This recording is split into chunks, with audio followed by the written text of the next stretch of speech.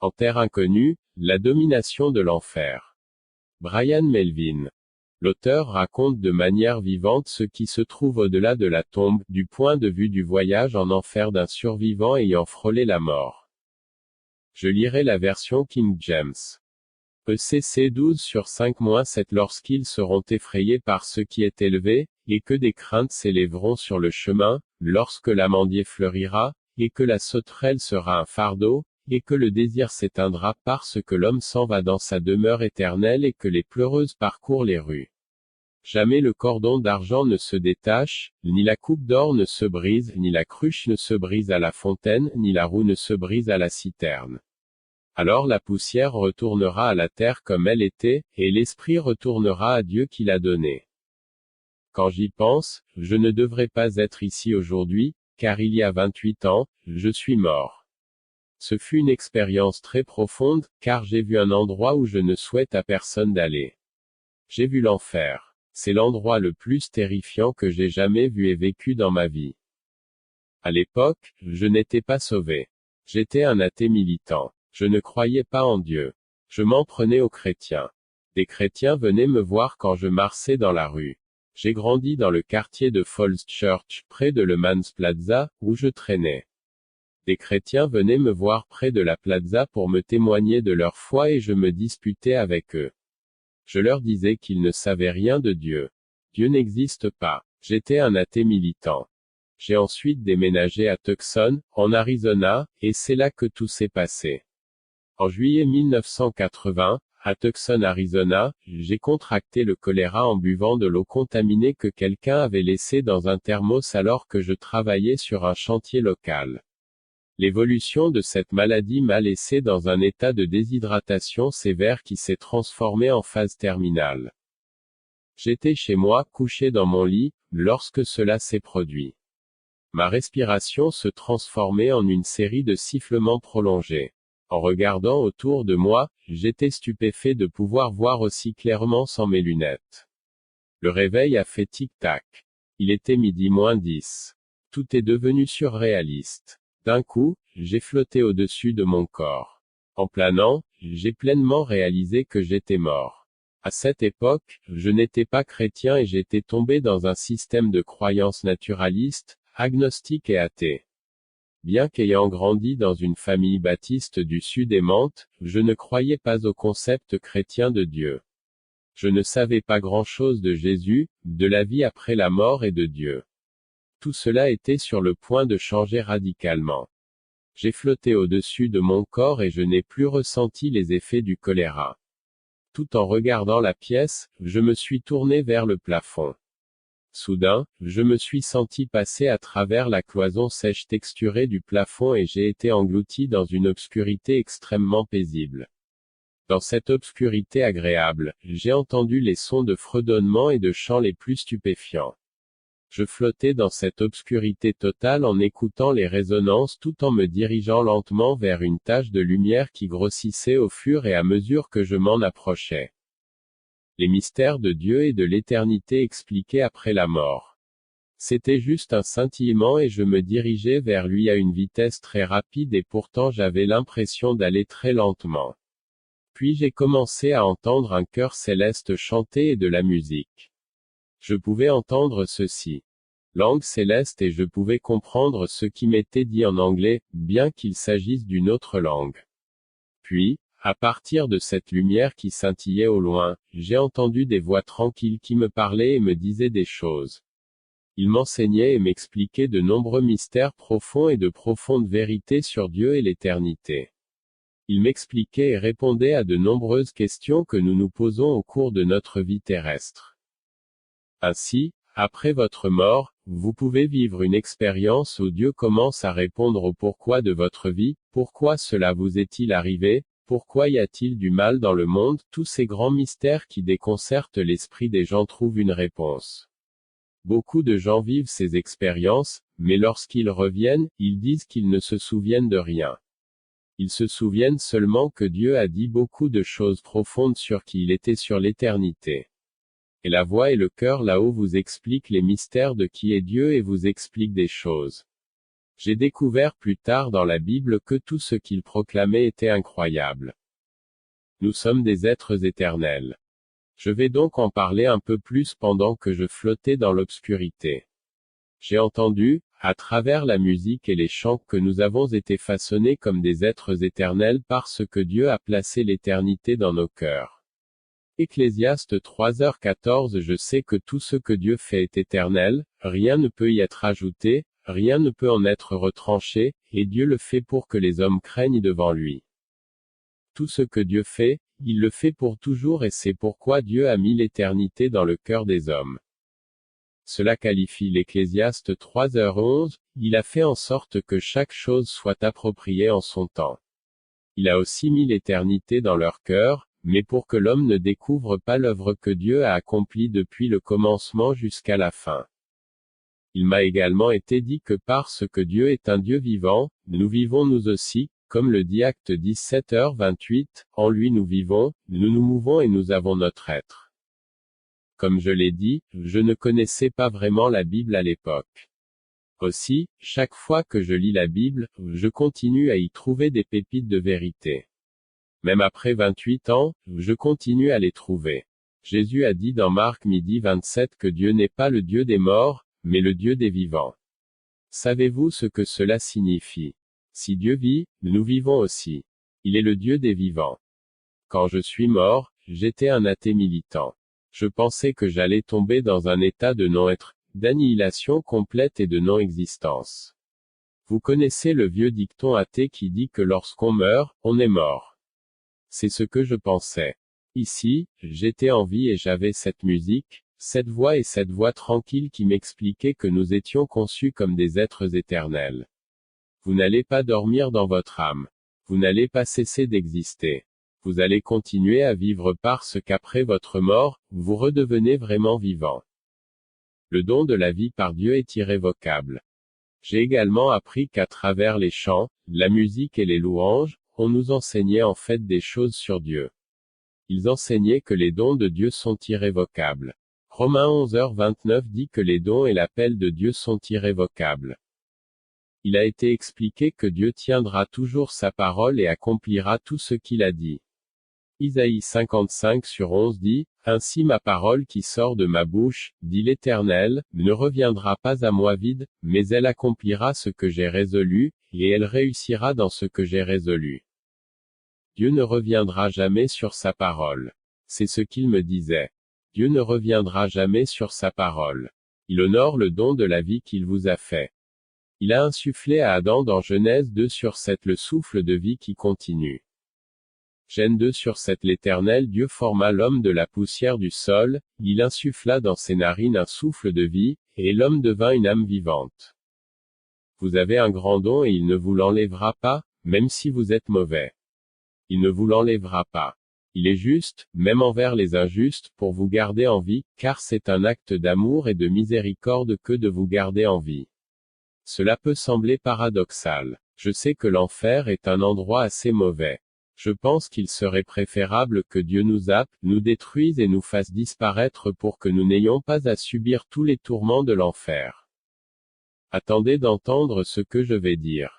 Avant que vous ne disiez que beaucoup de choses sur l'enfer n'ont pas encore été proclamées, mais Dieu m'a fait comprendre très clairement qu'il ne reprendra pas le don de la vie. Il est si juste. Il est si juste. L'intégrité de Dieu est l'ordre suprême de toutes choses. Il m'a été prouvé pendant cette période que l'intégrité de Dieu est l'ordre suprême de toutes les choses telles qu'elles sont.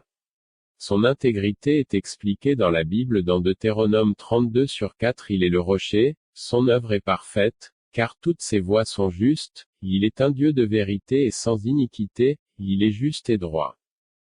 Comme dans Job 34/10-12 Écoutez-moi donc, homme d'intelligence.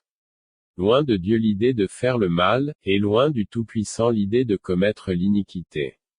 Il rendra à l'homme ce qu'il a fait, et il rendra à chacun selon ses voies.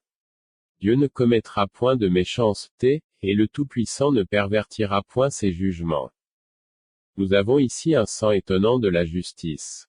Si vous comparaissez devant un juge et que vous êtes condamné, beaucoup de gens pensent que c'est la justice, mais la justice de Dieu va plus loin. Il est juste et droit en toutes choses. Il honore le don de la vie qu'il a fait à chacun d'entre nous. Il ne reprendra pas ses dons. Il est si juste. Dieu ne violera jamais sa propre intégrité. Ce que j'ai appris, c'est que Dieu est d'une fidélité sans égale. Il est droit, juste, et Dieu ne fera jamais le mal et ne pervertira jamais la justice. Il est bon envers tout, comme il est dit dans le livre des Psaumes, il tient sa parole, il honore ses dons et son appel, il est juste, il va honorer tout ce qui le concerne. C'est son intégrité. Dieu ne violera jamais sa propre intégrité. Il est dit dans 2 Timothée 2h13 que Dieu ne se reniera pas lui-même, qu'il ne reniera pas qui vous êtes. 2 Tim 2h13 Si nous ne croyons pas, il reste fidèle, il ne peut se renier. Alors que je flottais dans le vide, j'apprenais qui est Dieu. Rencontre avec Jésus. Bientôt, une lumière éblouissante et brillante a commencé à dissiper cette agréable obscurité dans des teintes de couleurs jamais vues auparavant. La lumière était émise par une personne qui se tenait sur ce qui me semblait être un énorme rocher suspendu dans l'espace. Cette personne portait une magnifique robe blanchâtre et un vêtement en forme d'étoile. Et semblait être assise sur une chaise taillée dans le rocher. J'ai atterri en dessous de cette personne. Il s'est levé et a descendu plusieurs marches jusqu'à l'endroit où j'avais atterri. J'ai pleuré et je suis tombé comme un lourd sac de blé. Quelqu'un m'a touché l'épaule. Je me suis levé. Cette personne merveilleuse m'a montré le parcours de ma vie, qui a révélé que j'étais sans excuse. C'est alors que j'ai su que j'étais jugé et que je méritais mon sort. Vous ne pouviez rien faire d'autre que de vous tenir directement devant lui, dont le capuchon tombant de la robe cachait le visage, et de recevoir votre sentence. En le regardant, j'ai remarqué qu'il portait de terribles traumatismes aux mains et aux pieds. Autour du poignet, il y avait des entailles profondes. Les os montraient clairement que les articulations avaient été déchirées par un grand poids. Il est resté debout. J'ai eu honte. Jugement devant la Trinité. Je me tenais devant Jésus-Christ, voilé d'une cagoule de jugement. Jésus se tenait là et il y avait un nuage de gloire qui sortait de lui. Elle faisait partie de lui, et elle était autour de lui et tout autour de lui. L'esprit était un nuage et j'ai alors remarqué qu'il y avait quelque chose d'unique parce que derrière Jésus, derrière le voile, le nuage qui faisait partie de lui, quelqu'un d'autre se tenait derrière lui. Cette personne faisait également partie de lui et ne faisait qu'un avec lui, et c'est alors que j'ai eu la révélation de la Trinité. Je ne peux pas l'expliquer, mais la Trinité se tenait devant moi. Je ne voyais pas le Père. Jésus se tenait devant moi avec le Saint-Esprit. Jésus se préparait à me juger et me demandait Père, qu'allons-nous faire de ce type? Comme j'étais athée à l'époque, cela m'a immédiatement rappelé la façon dont je m'étais opposé à la Trinité. Les chrétiens butent toujours sur la doctrine de la Trinité. Après mon retour sur Terre, j'ai été confronté à la Bible qui parlait d'un triple témoignage. Deutéronome 17/6, sur la déposition de 2 témoins ou de 3 témoins, celui qui mérite la mort sera mis à mort, mais sur la déposition d'un seul témoin, il ne sera pas mis à mort. Ecclésiaste 4h12 Si un seul l'emporte sur lui, 2 lui résisteront, et une triple corde ne seront pas rapidement. Rome 5h12 déclare, ainsi, comme par un seul homme le péché est entré dans le monde, et la mort par le péché, la mort a passé sur tous les hommes parce que tous ont péché. Lorsque vous vous tenez devant le Seigneur, vous voyez comment votre péché vous a rendu laid, comment vous avez abusé de l'intégrité de Dieu. La Bible souligne qu'un seul témoin ne peut pas condamner une personne et que tout ce qui est légalement nécessaire, c'est 2 témoins pour établir une affaire. Cependant, un triple témoignage est plus fort que 2 témoins et il finalise parfaitement l'affaire du jugement. Je me tenais devant un triple jugement prêt à me juger. Si Jésus avait enlevé sa capuche, je ne serais pas là. J'avais ce triple témoin qui me regardait. Je veux que vous pensiez que Dieu, qui est parfait dans toutes ses voies, ne pervertirait jamais la justice. Il est fidèle à sa parole. Il peut prononcer une sentence juste à notre égard en tant que Dieu unique, car dans ce Dieu unique, il y a le triple témoignage du Père, du Fils et du Saint-Esprit. Lorsque vous vous présenterez devant cette puissance, vous tomberez sur vos pieds. Lorsque vous tomberez sur le visage, je veux vous demander, voulez-vous que le triple témoin témoigne contre vous? C'est plus terrifiant que mon expérience de l'enfer de savoir que j'ai été à 2 doigts de voir ma corde d'argent rompue et d'entrer en jugement. La réalisation de tout ce que vous avez appris dans le vide obscur vous apparaît à ce moment-là parce que Dieu honore ce don de la vie qui ne fait pas de mal. Vous êtes paralysé en sachant qu'il n'annulera pas sa parole et ne brisera pas son intégrité lorsqu'il vous jugera. Flash de souvenirs. Des pans de ma vie défilaient devant moi à ce moment-là. Le Seigneur m'a parlé et m'a montré toutes les façons dont je l'avais ignoré. Il m'a parlé tant de fois pour attirer mon attention, comme lorsque je conduisais sur la route et que je manquais la voiture que je heurtais de plein fouet. J'étais ivre et défoncé et je ne me souciais pas de la sécurité de mes amis dans la voiture. Le Seigneur m'a fait déplacer la roue de la voiture juste à temps. J'ai manqué de peu de percuter une voiture de plein fouet. Il m'a montré toutes ces fois. Combien de fois le Seigneur m'a sorti d'un mauvais pas sans que je m'en rende compte. Envoyé en enfer. Il commença à me parler par la pensée et me dit que je devais visiter un autre pays pendant un temps déterminé. Une fois arrivé là-bas, je devais prononcer son nom et son titre et voir ce que je verrais. Jésus m'a dit que lorsque j'arriverai à cet endroit où il m'envoie, je dirai son nom et son titre afin que ma corde d'argent ne soit pas rompue. Jésus m'a ensuite dit, tu vas retourner à Dieu pour la gloire de Dieu, pas pour la tienne. Quand tu reviendras, tu en témoigneras. Il a ajouté, c'est parce que, lorsque tu étais enfant, tu as aspiré à moi. Oui, quand j'étais un tout petit enfant, je désirais ardemment le Christ, mais j'ai sombré dans l'athéisme. 28 années se sont écoulées, et lorsque j'en avais l'occasion, je témoignais de mon expérience.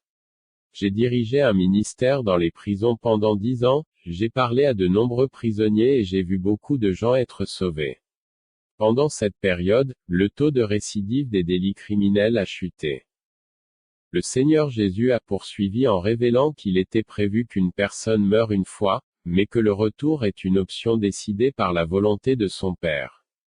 Des enfants ont été élevés, d'autres ont été élevés, pour la gloire et les desseins de Dieu, alors que ce n'était pas leur heure.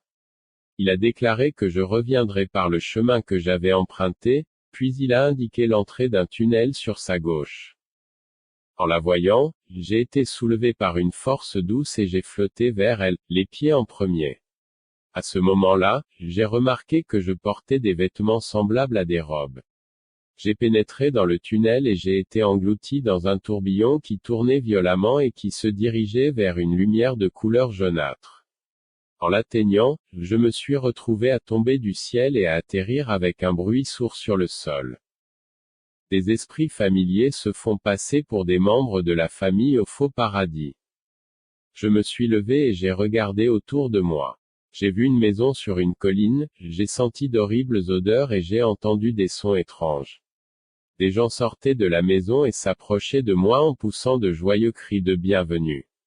Où étais-je? Au paradis. L'enfer. Au début, j'ai cru que j'étais dans un paradis, mais les bruits et les odeurs n'étaient pas les mêmes. Tous ces gens sont sortis et m'ont tapé dans le dos en me disant, « Brian, bienvenue. Nous t'aimons. Bienvenue au paradis. » Ils m'ont entouré de leurs bras, m'ont souhaité la bienvenue et m'ont fait penser que ce devait être le paradis. C'est ainsi que de nombreuses personnes ayant vécu des expériences de mort imminente ont été trompées. Vous avez entendu parler de ces expériences positives où ils peuvent voir tous leurs parents décédés ou voir quelqu'un marcher dans ce pays paradisiaque, plein d'amour et d'attention, etc. Quelque chose n'allait pas chez ces personnes non plus. Pour une raison ou une autre, ils ont commencé à apparaître translucides. J'ai alors commencé à les voir pour ce qu'ils étaient vraiment, d'étranges créatures immondes, mi-humaines mi-lézards, qui sifflaient et crachaient sur moi et qui essayaient toutes de se précipiter sur moi pour m'attraper. Je me suis souvenu que je devais dire le nom et le titre de Jésus-Christ. Lorsque j'ai prononcé ce nom, ils ont tout reculé. Ils ne pouvaient pas me saisir et s'accrocher à moi. Ils pouvaient toucher mon corps, ce qui était déjà horrible, mais ils ne pouvaient pas m'attraper. J'ai dit, Jésus-Christ, Jésus-Christ, Jésus-Christ, Jésus-Christ, Jésus-Christ, comme le staccato d'une mitrailleuse. Je n'ai pas cessé de dire, Jésus-Christ, jusqu'à ce que je quitte cet endroit. J'étais dans un état de terreur totale lorsque la réalité de l'endroit où je me trouvais m'a frappé. Une créature s'est alors mise à siffler et à cracher et m'a fait signe de la suivre. J'ai entendu ce que cette créature disait dans sa propre langue infernale, mais je l'ai compris en anglais. Il m'a dit qu'il allait me faire un tour et il s'est approché à quelques mètres de moi. Il a plongé sa main dans l'horizon. J'ai trouvé ça bizarre. Il y a un horizon. On ne peut pas aller plus loin. Il a enfoncé sa main dans l'horizon et l'a déchiré, des bouffées d'air ont jailli et l'odeur m'a frappé. J'ai vu une route poussiéreuse.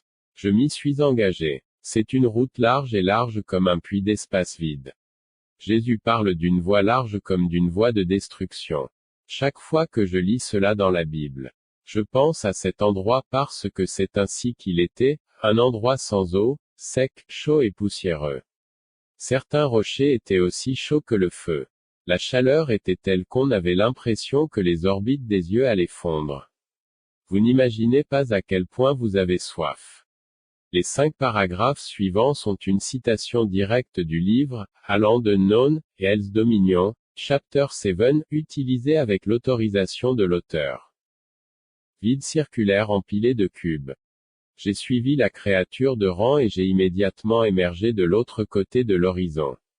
Une vaste étendue de terre sale, plate et stérile descendait en pente douce, trahissant une spirale circulaire de misère sans fin. Sur le côté gauche de la pente enroulée, il y avait des rangées et des rangées de cubes, avec d'autres cubes en hauteur, formant un mur de cloison de 10 pieds sur 10, reflétant les événements affichés à l'intérieur.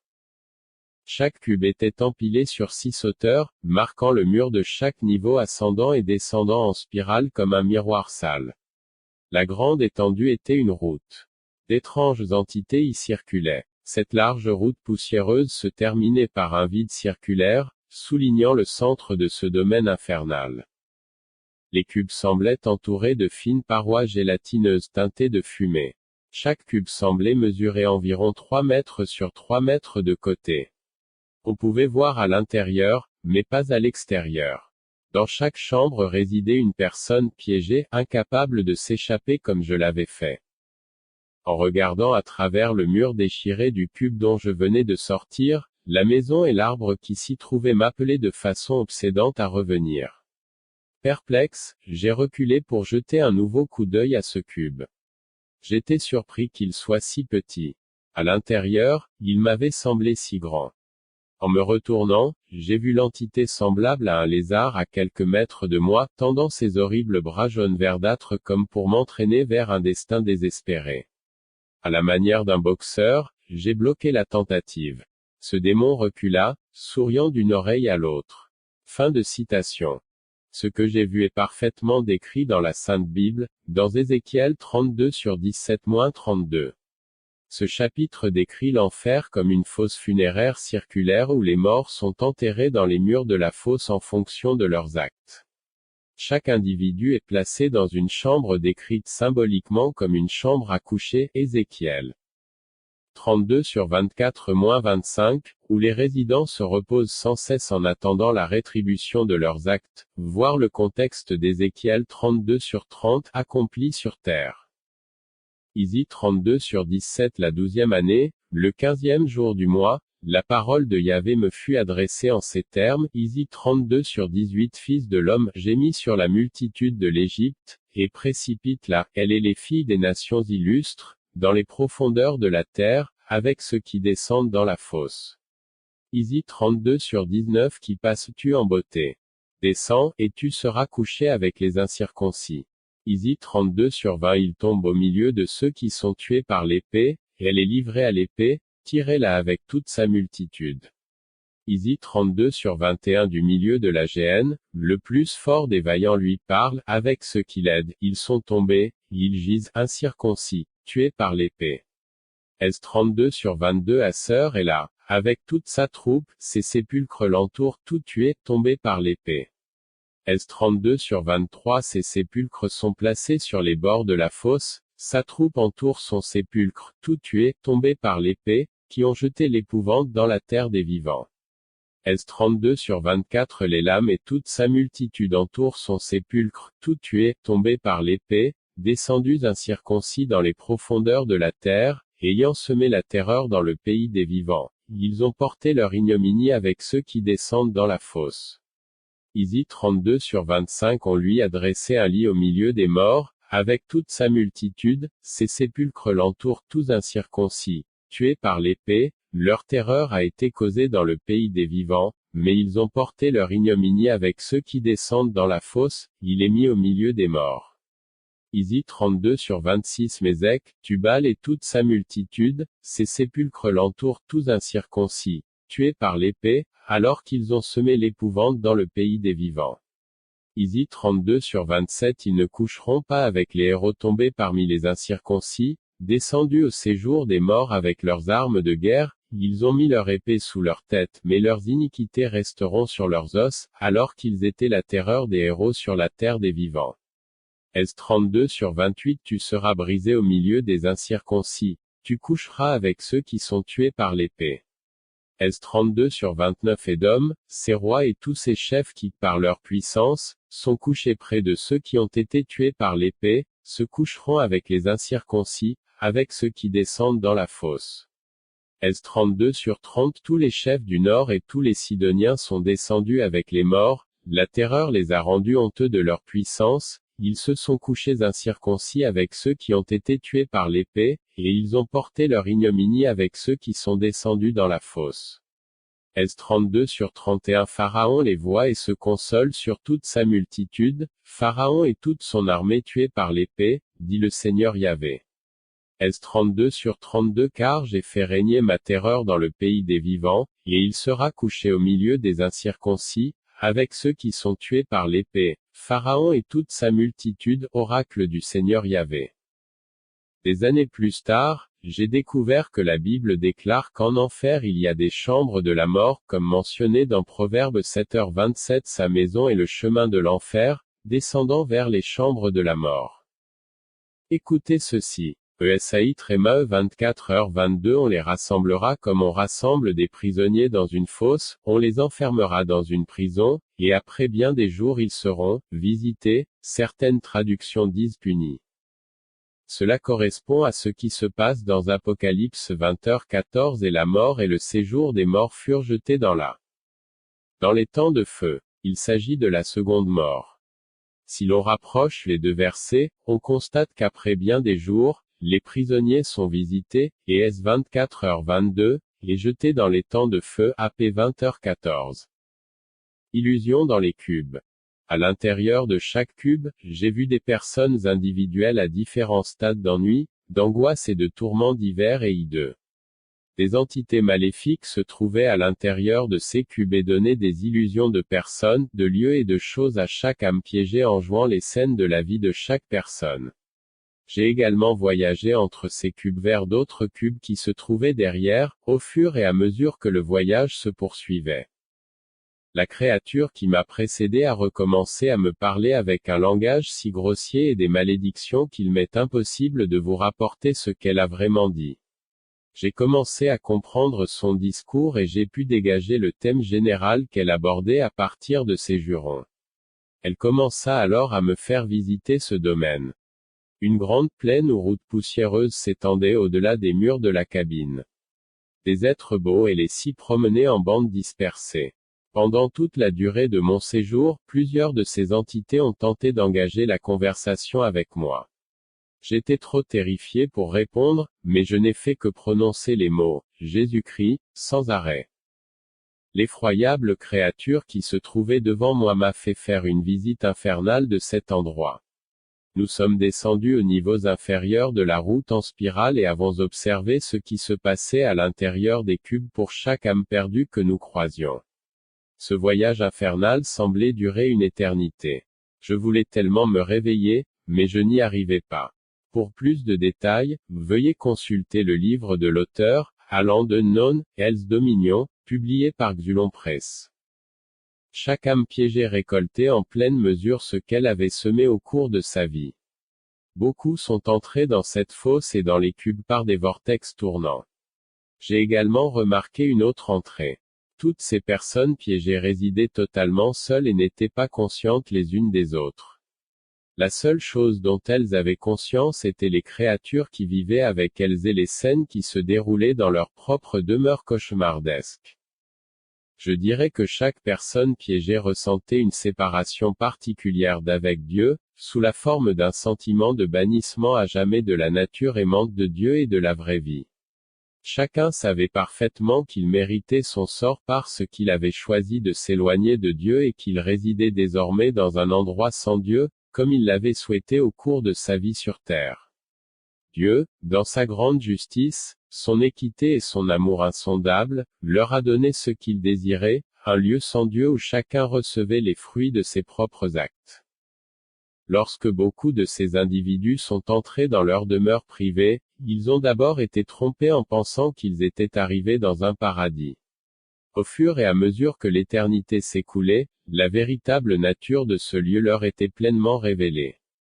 D'autres sont entrés dans une angoisse instantanée. C'est vraiment un lieu de malheur, de désespoir et de cauchemar sans fin. Je pouvais voir les gens dans les cubes et à l'intérieur, tout le monde voyait une illusion de temps et d'espace. Si quelqu'un était mort dans les années 1700, il voyait les années 1700. S'il mourait au XVIe ou au XIe siècle, c'est ce qu'il voyait, c'était leur monde. Si quelqu'un mourait au XXe siècle, c'était son monde.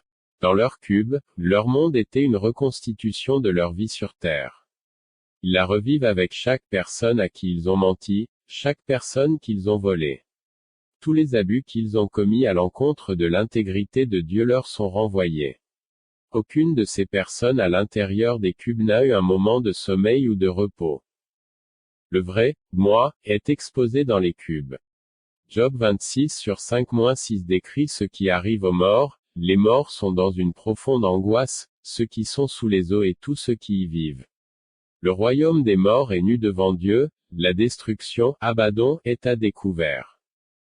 Verset 5, les morts sont dans une profonde angoisse, ceux qui sont sous les eaux et tous ceux qui y vivent. L'angoisse profonde signifie qu'ils souffrent sous les eaux. Il décrit le sentiment d'étouffement ou de noyade, non seulement dans l'eau, mais aussi sous la pression d'une grande profondeur. Plus on plonge sous l'eau, plus la pression est forte et plus on étouffe, incapable de respirer. Les eaux peuvent aussi signifier le feu en fusion et la lave comme Dieu le dit dans Dt 32/22, car un feu s'est allumé dans ma colère, il brûlera jusqu'au plus bas des enfers, il consumera la terre avec ses productions, il embrasera les fondements des montagnes. Ainsi, ce qui arrivait à ceux qui se trouvaient en enfer, c'est que leur nature pécheresse était mise à nu, comme il est écrit dans Job 26/6 le royaume des morts est nu devant Dieu, la destruction, Abaddon, est à nu. C'est la partie de l'enfer que les gens ne comprennent pas. Le péché est comme un petit levain qui fait lever toute la masse. Ce qui arrivait aux gens dans ces cubes, c'est que le vrai était exposé. Vous vous saoulez et vous vous défoncez dans la vie, le vrai vous sera révélé dans le cube. Vous vous rendez à l'église en voiture, vêtu de vos plus beaux atours et louant Dieu, et quelqu'un vous coupe brusquement la route, l'instant d'après, vous lui faites un signe obscène avec votre doigt en passant devant lui. Voilà le vrai vous. Le vrai vous, exposé en enfer, n'est pas une partie de plaisir. Le vrai vous, c'est le vrai corrompu qui est mis à nu, comme il est écrit dans la Bible, l'enfer est nu devant Dieu et le lieu de la destruction n'a pas de couverture. Votre vrai moi étant découvert et exposé vous fera vous tordre dans les tourments et l'angoisse profonde. Dans la parabole de l'homme riche et de Lazare, dans Luc 16h19-31, Jésus expliquait que la vraie nature de l'homme riche était découverte en enfer. Si vous lisez vraiment cette parabole avec la connaissance de la révélation, vous comprenez ce qui est découvert. Vous verrez que sa vraie nature de pécheur est l'égoïsme. Je veux boire, je veux. Le vrai moi découvert en enfer recevra sa juste rétribution. Observez ce qu'un homme montre de son vrai moi dans la vie, et c'est ce qu'il récoltera aussi dans l'autre vie. Juste rétribution des péchés dans les cubes. Les personnes que j'ai vues dans les cubes recevoir leur juste rétribution à des degrés divers doivent être comprises conformément au principe biblique de récolter ce que l'on a semé, Gal 6/7, et à l'état de vie éternelle. Dieu ne se renie pas. Il a fait à l'humanité un don de son propre être, appelé vie, Gn 2, 7c, et l'homme devint une âme vivante. Les dons et les appels de Dieu sont irrévocables, Romains 11, 29. Ces principes, car les dons et l'appel de Dieu sont sans repentance. Le Seigneur a mis l'éternité dans nos cœurs comme le vérifie ECCL 3h11, il a aussi mis l'éternité dans leur cœur, et ECCL 3h14, tout ce que Dieu fait demeurera éternellement. La femme sage a énoncé en 2 Sam 14, 14c, Dieu n'ôte pas la vie, une vérité centrale, bien que nous mourions, notre condition mortelle meurt, Dieu n'ôte pas la vie, et oui, Dieu, par le Christ Jésus, fait de la grâce de la croix le seul moyen pour un banni de revenir à Dieu. Il n'y a pas d'autre moyen. 2 Sam 14h14 Car nous mourrons, et nous sommes comme de l'eau répandue sur le sol qu'on ne peut plus recueillir. Pourtant, Dieu n'ôte pas la vie, mais il prévoit des moyens pour que le banni ne soit pas chassé de lui. Ainsi, nous continuons à vivre après notre mort, non pas dans le sommeil de l'âme ou le repos, mais comme l'indiquent les mots hébreux de l'Ancien Testament, dans l'ombre, l'essence spirituelle de ce que nous sommes continue à vivre. Bien que Dieu puisse certainement anéantir la vie en la rendant inexistante, comme le dit Job 34/14, 15c, mais comme le dit 2 Sam 14h14, Dieu n'enlèvera pas la vie qu'il a donnée. En effet, s'il le faisait, il se renierait lui-même, se prouverait menteur et ne serait pas vraiment le Dieu Tout-Puissant. Il serait contraint d'aller à l'encontre de son propre caractère, nature qui donne la vie, et donc de se renier lui-même.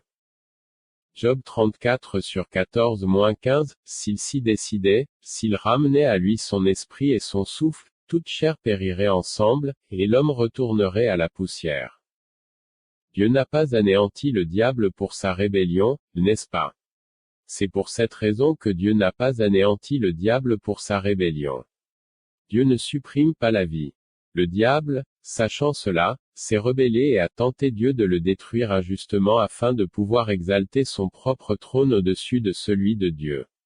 Le péché est entré dans l'univers, dans une certaine mesure, par l'intermédiaire du diable et de ses suppôts, et c'est pour eux que Dieu a conçu l'actuelle fosse de l'enfer, comme l'indique Matthieu 25/41, alors il dira aussi à ceux qui seront à sa gauche, retirez-vous de moi, maudits, pour aller dans le feu éternel qui a été préparé pour le diable et pour ses anges. Dieu n'enlève pas la vie, ses dons et ses appels sont irrévocables. Dieu tient et exécute sa parole. Les péchés des êtres humains ne sont pas finis mais infinis. Cela nous amène à la raison pour laquelle les êtres humains déchus subiront une juste rétribution en enfer. Nous avons été conçus comme des êtres moraux éternels. L'humanité déchue a perdu la vie éternelle avec Dieu et fait face à une condamnation éternelle, bannie à jamais de la vie éternelle de Dieu. Ce que Dieu fait est éternel. Les gens se plaignent que la punition éternelle pour des péchés finis est injuste. Cependant, ces personnes ne réalisent pas que puisque les êtres humains partagent un don de vie insufflé par Dieu qui a placé l'éternité dans nos cœurs, le péché d'un être humain déchu n'est pas fini. Il est éternel, Job 34/11, 12c, parce qu'il a été façonné par Dieu pour être éternel. Pour Dieu, anéantir dans le non-être serait par essence injuste, car cela va à l'encontre de son propre caractère et de sa propre nature, Job 34, 10c. Job 34/11, 12 Car il paye l'homme selon son travail, et il le fait trouver selon sa voie. Dieu n'agit pas avec méchanceté, et le Tout-Puissant ne détourne pas la justice.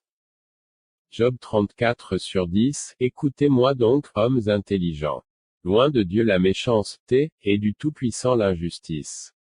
La fille de Billy Graham, Anne Graham Lotz, a mentionné dans l'émission télévisée de la chaîne History Channel, The Devil's Domain, qu'en enfer, il y a des niveaux de rétribution justes. Jésus a également énoncé ce concept dans Luc 10h13, 14, 15, 16c. Les théologiens le mentionnent également, il n'y a que des degrés de rétribution. c'est précisément ce que j'ai vu, et ce que les gens ne comprennent pas, c'est qu'ils osent exiger de Dieu qu'il agisse contrairement à ce qu'il est. DT 32/4, Psaume 97/2. Ainsi, sans le savoir, ils tombent directement dans le piège du diable qui veut exiger de Dieu qu'il agisse contrairement aux fondations du trône de Dieu. Notez à nouveau Psaume 97, 2c, et ainsi renverser la domination de Dieu. Ésaïe 14h13, 14-15c. Alors, lecteur, de quel côté te trouves-tu? Deutéronome 32/4, le rocher. Son œuvre est parfaite, car toutes ses voies sont justes, c'est un Dieu fidèle et sans reproche, il est juste et droit. Psaume 97/2 Des nuages et des ténèbres épaisses l'entourent, la justice et l'équité sont les fondements de son trône. ESAI Tréma 14h13-15, mais tu disais en ton cœur, je monterai au ciel, j'élèverai mon trône au-dessus des étoiles de Dieu, et je m'assiérai sur la montagne de l'assemblée, dans les profondeurs du septentrion. Je m'élèverai au-dessus des nuages, je me rendrai semblable au Très-Haut. Mais tu seras précipité dans le séjour des morts, dans les profondeurs de la fosse. Les péchés finis n'existent pas car notre nature spirituelle est faite pour vivre éternellement. Par conséquent, le principe selon lequel on récolte ce que l'on a semé, mentionné tout au long de la Bible, est vrai. C'est ce que j'ai vu se produire en enfer pour les personnes qui s'y trouvaient, leur nature pécheresse personnelle était lentement découverte, un peu comme on pèle les couches d'un oignon jusqu'à ce que le véritable être méchant soit révélé, totalement engagé dans le péché et la rébellion. L'épluchage lent d'un oignon prend du temps et permet de comprendre pourquoi il existe des degrés de rétribution. Dieu est-il le tortionnaire? Les gens disent aussi que Dieu est un tortionnaire, mais la Bible dit clairement que Dieu n'est pas celui qui torture. Voyez-vous Dieu dans le récit de l'homme riche et de Lazare dans Luc 16h20-31c. Par ailleurs, Apocalypse 14h11 indique que c'est le propre tourment de l'homme qui le tourmente. Apocalypse 14h11 La fumée de leur tourment monte au siècle des siècles, ils n'ont de repos ni jour ni nuit, ceux qui adorent la bête et son image, et quiconque reçoit la marque de son nom. Notez maintenant le principe énoncé dans Psaume 9h16. La colère de Dieu est déversée et tout ce que Dieu fait, dans le contexte de la justice, de la vie, du jugement, des promesses et des dons, demeure à jamais. Psaume 9h16 L'Éternel s'est fait connaître, il a exercé le jugement. Dans l'œuvre de ses mains, le méchant est pris au piège. Sa colère découvre la personne réelle qui est ce qu'elle est vraiment, des êtres qui, après être entrés dans la compréhension éternelle de ce que cela signifie, chercheraient toujours à abuser et à manipuler, monter la propre bonté de Dieu contre elle-même afin qu'il reste dans le péché. C'est ce que j'ai vu et essayé de transmettre dans mon livre. Ceux qui sont en enfer feraient de la seule terre parfaite et droite, le ciel, un endroit corrompu, comme c'est le cas sur la terre aujourd'hui, comme le dit Isaïe 26/10, le méchant a beau être favorisé, il n'apprend pas la justice. Il agit injustement dans le pays de la justice, et il ne connaît pas la majesté de l'Éternel. Ainsi, l'enfer actuel a été conçu comme un centre de détention temporaire, comme Isaïe 24h21, 22 contribue à le révéler et comme Jésus le mentionne dans Matthieu 25:41c. Car l'amour de Dieu bannira ceux qui le rejettent, de manière juste et équitable, sans violation de la confiance, des dons, etc. ESAI Tréma 24h21-22 En ce jour-là, l'Éternel châtiera l'armée des cieux en haut, et les rois de la terre sur la terre. Ils seront rassemblés comme des prisonniers dans un cachot, et ils seront enfermés dans une prison, après bien des jours, ils seront châtiés. Matthieu 25/41, puis il dira à ceux qui sont à sa gauche, retirez-vous de moi, maudits, pour aller dans le feu éternel qui a été préparé pour le diable et pour ses anges. Le cruel capitaine du navire. Pour plus d'informations, je vais vous raconter ce que j'ai vu à l'intérieur des cubes. Alors que je marchais le long de les couloirs autour des cubes, j'ai eu une connaissance et une révélation instantanée de l'histoire de la vie des occupants, de la raison pour laquelle ils étaient là, de ce qu'ils vivaient. J'ai vu le capitaine d'un voilier britannique qui vivait dans les années 1700. Il était très sadique. Il punissait son équipage sans pitié. Il aimait les torturer, jouer avec eux à des jeux d'esprit, de sorte que, dans son cube en enfer, il a vécu tout ce que les membres de son équipage ont souffert. Son navire a été coulé lors d'une bataille et il s'y est noyé afin de revivre cette expérience encore et encore. Son vrai péché, c'est la méchanceté de ce type dans sa vie terrestre qui se manifeste dans son cube en enfer. Pas étonnant que tu sois puni pour toujours, regarde comme tu es mauvais. C'est en quelque sorte ce que disent les voix dans le cube. C'est ce que j'essaie de montrer aux gens. Peu importe votre sainteté extérieure, regardez le vrai vous. Cela révélerait à quel point vous êtes terrible. Ce type était sadique en son fort intérieur, de bout en bout. Une femme dans l'illusion. Ensuite, j'ai vu une dame qui était très gentille. Tout le monde pensait qu'elle était très gentille. Elle est morte dans un accident de voiture en 1980 et elle a traversé le tourbillon de la tornade et est tombée juste à mes pieds. Je la regardais à l'intérieur du cube. Elle s'est relevée et je pouvais voir le démon à l'intérieur, mais pour elle, c'était sa grand-mère qui l'accueillait au paradis. Bienvenue, mon enfant. Je sais que tu vas te plaire ici. Tous ces démons frappaient à la porte de ce cube et, à mesure qu'ils entraient, elle les voyait comme des amis, des gens qu'elle avait connus dans sa vie. Il y a grand-père, il y a le fils, il y a l'oncle Joe, il y a l'oncle Sonny. Oh, c'est le paradis. Ils sont tous dans cette maison et se hâtent autour de la maison, puis ils entrent dans la cuisine et le paysage change au fur et à mesure qu'ils marchent. C'était comme un tapis roulant à l'intérieur. Le sol bougeait et il marchait, puis elle a dit, « Sortons, je vais vous montrer l'extérieur. Je vais vous montrer l'extérieur. » Elle faisait une grande visite de l'extérieur et disait, « Oh, je sais que c'est génial, vous savez que c'est merveilleux. Vous savez que c'est merveilleux.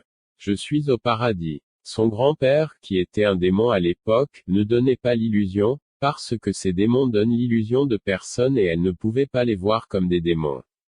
À ce moment-là, elle ne savait pas où elle était. Elle pensait qu'elle était au paradis, puis elle a dit, « Oh, chérie, je vais retourner à la maison et faire ces biscuits comme tu les aimes toujours. Pourquoi n'irais-tu pas te reposer à l'ombre des arbres ?» Ces arbres n'étaient pas des arbres, il y avait des démons qui ressemblaient à des arbres parce que certains démons ressemblaient à des bâtons de marche, ils ressemblaient à des arbres et à des grotesques, même dans mon livre j'ai décrit que quelqu'un ressemblait à des légumes pourris.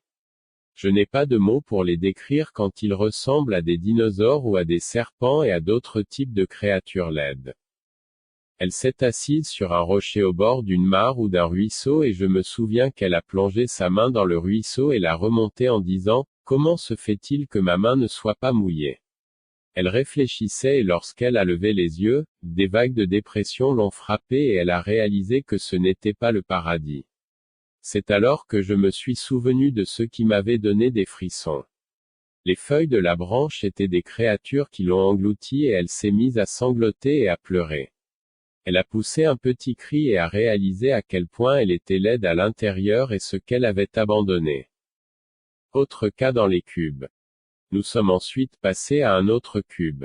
Dans l'un des cubes, j'ai vu un homme, un enseignant ou un professeur d'université, qui écrivait quelque chose au tableau, encore et encore comme on le fait à l'école, et il ne faisait que cela.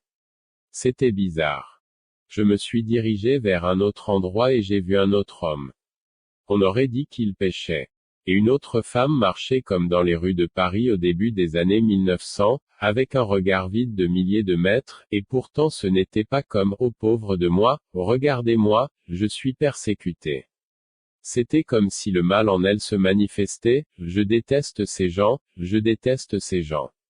Au moment où ce vrai moi en elle se manifestait, les démons arrivaient en horde et faisaient des claques, la tailladaient, la coupaient, crachaient, l'attrapaient et la mordaient. J'ai vu beaucoup de choses arriver à d'autres personnes là-bas aussi. Des personnes d'autres religions venant dans les cubes. La partie du livre que j'ai supprimé raconte comment diverses personnes d'autres religions arrivent et sont accueillies par leurs figures religieuses, telles que Bouddha, ou de nombreux dieux hindous, Krishna, des dieux ou déesses païens, des amis, des membres de la famille. Je ne connaissais pas ces figures avant d'avoir fait des recherches approfondies, bien des années plus tard, sur la manière dont chacune d'entre elles est représentée. J'ai vu des êtres démoniaques donner l'illusion de ces êtres à ceux qui arrivaient. D'une certaine manière, les antécédents religieux d'une personne peuvent donc servir de toile de fond pour découvrir la nature pécheresse de la personne elle-même, etc. J'ai également vu des personnes ressuscitées à la vie mortelle, quitter l'enfer avant de se rendre compte qu'elles s'y trouvaient et rapporter que tout va bien ou que le système de salut est basé sur les œuvres. J'ai laissé cette partie de mon livre de côté car il était assez difficile d'expliquer comment cela se passait. Les principautés et les puissances de l'air. Pour en revenir à mon récit, tout à coup, nous sommes retournés sur la grande route poussiéreuse. Alors que nous la traversions, j'ai vu tous ces démons, des millions d'entre eux, se rassembler autour de ces faisceaux ondulants et vaporeux. Tout d'un coup, ils m'ont semblé ressembler à des poteaux téléphoniques. Ces démons y grimpaient. Puis, tout à coup, il m'a été donné de voir à travers les murs de l'enfer. Ces poteaux s'étendaient sur la terre à certains endroits et dans certains lieux géographiques, et au sommet de ces poteaux se trouvaient ces grands démons. Les démons ont un rang, les plus grands ont le plus de pouvoir et les plus petits font ce qu'ils veulent. Ils sont là-haut et chantent des chansons, pas de la musique céleste. Leurs chants sont très mélodiques, très monotones, très ennuyeux et ce qu'ils font, c'est inciter les gens à écouter cette musique et à danser sur cette air. Certains peuvent devenir moroses à la maison et dire, « Je suis si malheureux. Oh, malheur à moi. Je me sens si mal. » Ces chansons amènent les gens à croire et à vivre dans le mensonge. Dès que les gens croient à ces mensonges, cette chose en haut du mât appelle d'autres démons qui s'échappent de là et vont attaquer ces gens et essayer de les entraîner dans leur chute. Jésus dit dans Matthieu 12, 43 à 45 lorsque l'esprit impur est sorti d'un homme, il marche dans des lieux arides, cherche du repos, et n'en trouve point. Il dit alors, je retournerai dans ma maison d'où je suis sorti, et quand il arrive, il la trouve vide, balayée et garnie.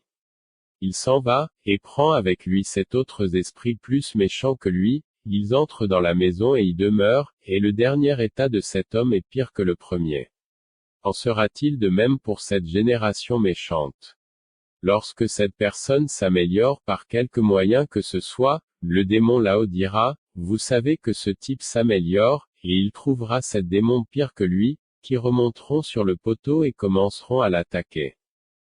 Mon sauvegarde. Quand j'étais là, le démon m'a emmené dans les cubes, dans les recoins les plus éloignés de la fosse, à l'endroit où le mur rejoint les cubes. Il y avait ce cube ouvert et tous ces démons à l'intérieur. Je disais, Jésus-Christ, Jésus-Christ. J'étais pétrifié. J'avais peur et j'avais l'impression que mes pieds étaient coincés et que je ne pouvais pas sortir de cet endroit. Je voulais me réveiller. C'est votre pire cauchemar. On ne peut jamais se réveiller. C'est ce que ces personnes ont vécu dans ces cubes. On ne peut pas se réveiller de ces cauchemars vivants et je voyais tous ces démons de toutes formes, tailles et hideurs. Ils voulaient que j'entre dans ce cube, mais je savais que si j'y entrais, je ne reviendrais pas sur terre. Je ne voulais pas y aller. J'étais à bout de nerfs. C'est là que j'ai été amené à bout de nerfs. Il n'y avait pas d'aide. J'ai ressenti la plus grande peur lorsque le guide bestial a essayé de me piéger à l'intérieur de cette cabine unique. C'est là que j'ai été sauvé en criant le nom de Jésus-Christ. J'ai senti que quelqu'un venait vers moi et arrivait derrière moi pour me soulever. Citation du livre, un bras était sous mes épaules et l'autre sous le pli de mes genoux. Une sensation d'amour, de miséricorde, d'autorité, de puissance, de justice et de droiture m'a envahi. Je n'avais plus besoin de prononcer les deux mots que je prononçais auparavant sans cesse. J'ai tourné la tête dans la fente de l'épaule de l'être et j'ai pleuré abondamment contre le vêtement blanc. La personne qui me tenait fermement n'a pas dit un mot. Je jetai un coup d'œil à la main qui m'enserrait l'épaule. Il y avait une vilaine entaille près du poignet, près de la main, comme si un grand poids avait fait cette marque et séparé les os au-dessus du poignet. Un trou traversait la main, puis la déchirure. Vous auriez pu facilement placer un doigt dans l'entaille, le bout de votre doigt dépassant de l'autre côté, mais cela aurait été très irrespectueux et inapproprié dans un moment comme celui-ci. Fin de citation. J'ai pleuré tandis que le Rédempteur me ramenait dans le cube où j'étais arrivé, puis à travers le vortex jusqu'au rocher. Il a posé mes pieds sur cet énorme rocher où j'ai eu un aperçu du ciel et où on m'a dit que personne ne peut entrer au ciel à moins de passer par la porte qui était le personnage vêtu d'une robe, Jésus qui se tenait devant moi.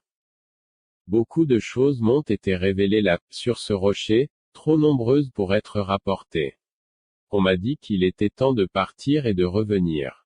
J'ai repris mon chemin en flottant. J'étais bientôt dans ma chambre, au-dessus de mon corps, et je regardais la scène qui se déroulait en bas. J'ai replongé dans mon corps et je me suis réveillé en sursaut.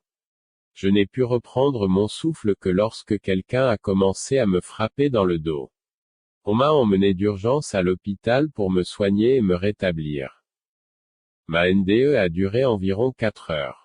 Je me souviens avoir vu une horloge lorsque j'ai quitté mon corps pour la première fois, indiquant qu'il était 11h50, et lorsque je suis revenu, il était près de 16h. Je souffre encore de plusieurs effets sur ma santé. Mon cœur fait un joli bruit de cliquetis. Ma mémoire à court terme a également souffert. Par la suite, j'ai eu quelques troubles de l'élocution, mais je suis revenu à la normale avec le temps. Mon expérience m'a permis d'apprécier profondément l'œuvre de Jésus-Christ et son salut. Elle m'a permis de devenir un nouveau chrétien. J'ai une compréhension renouvelée de l'amour profond de Dieu, de sa justice, de sa justesse, de sa grâce et de sa miséricorde. Jésus est venu sauver ce qui est perdu. Vous voyez, le ciel est réel et l'enfer est réel. L'éternité est sans fin. Voulez-vous vraiment passer l'éternité sans Dieu?